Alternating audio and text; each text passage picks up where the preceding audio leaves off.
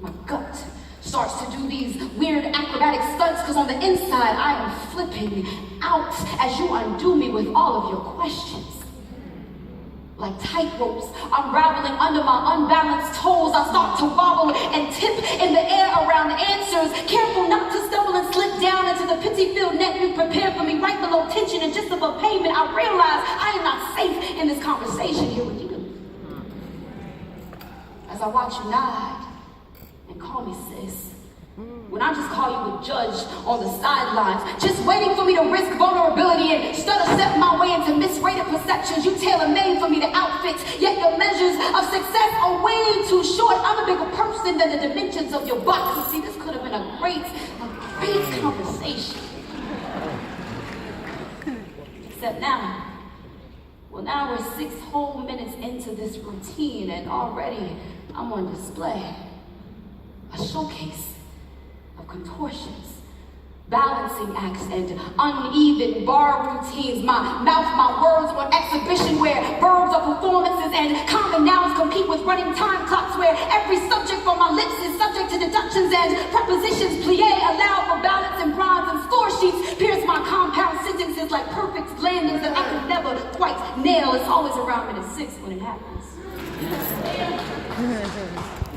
When you judge, start to tally up the marks of my life and determine you can never call me a champion. No, champions are adorned with distinct accessories.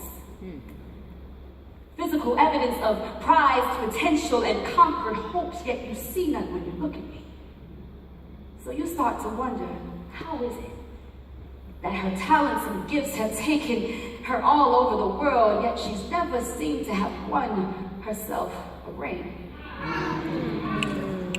Not even tan line from where one used to be. And where are her trophies? No trophies to comfort my collarbone or hold close in my arms, pressed tight against my chest. No tiny gold and silver barrettes and bows or baby blue onesies, the color of American dream, captured in wallet size or framed in a 5x7 to light up your eyes and adjust my score. I stand here alone in front of you,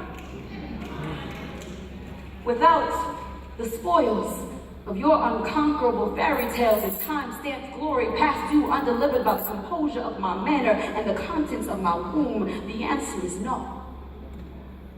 I am not married, and there are no children, and you feel sorry. And once again, I feel like I failed at something. Your pity begins with a question and always ends with projection, so much so that I just want to run when I see you coming. And I hate that I want to run, that I'm not stronger than the uneasiness that grips the back of my eyelids and chokeholds the lining of my stomach after 5 minutes with you. I'd rather race through those doors than be your project or your leper of a woman made from an avalanche of fictitious impurities that you think all men must be running from when I'm not even falling. I don't want to endure any more of your prayers for me in my unladylike resting face, told that I should smile just a little bit more, and maybe that's why. Maybe my accomplishments. Maybe my accomplishments and success are the reason for this unfortunate situation that intimidates the boys. Maybe I'm not winning because I'm just too busy living. I do not desire another diagnosis turn prayer, another downturned smile, awkward moment. Oh, baby, he's coming. Presumptuous, invasive encounter with you when you have absolutely no idea. Right. No idea how vulnerable I am. No idea of the rehearsed responses I create just to avoid anxiety and make this talk as painless as possible, though it will never be enjoyable for me and you will never know how we've lost each other as soon as you cross that line, and you'll never know how much I blame you. All because it's easier to swallow than the reality that my reactions to you are really just a symptom of my own unbelief.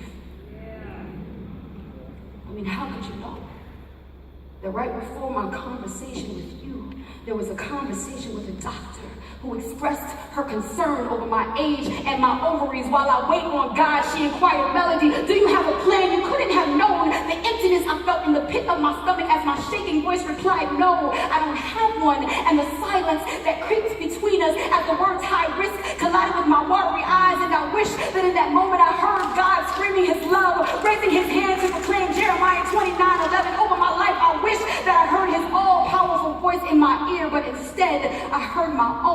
cracking with doubt as I fold it under pressure like origami in the hands of a toddler still feeding on milk. It is a choice, moment by moment, to believe the promises of God, and sometimes I fail. Sometimes I choose to wear the fear that hangs in the back of the closet of my mind, way behind my starched, crisp, God is enough tailored suit and the it is well high heels that I only put on for you, when I'd rather just be real and admit that this gets hard.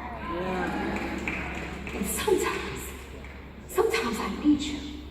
I need you to remind me that our God is sovereign and that He grants unshakable peace, that His immeasurable love is better than life, better than things that were never designed, to bring eternal joy, that He comforts and sustains us on our weakest day when our faith is paper mache and we can't see past our own pain or Instagram or the voices in our own heads, that His promises remain true no matter the circumstance. And what we need isn't more stuff to fill voids, but more intimacy with our Father and a posture to delight and enjoy Him, because He is just that good.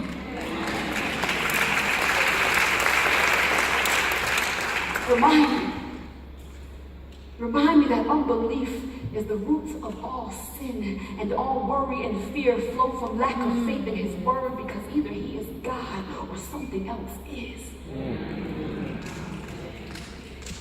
And we both know better. The absence of grace here between us is proof that we've both failed. So next time, let's just decide to be more thoughtful and focus our conversation through the lens of the one who never, ever fails at all.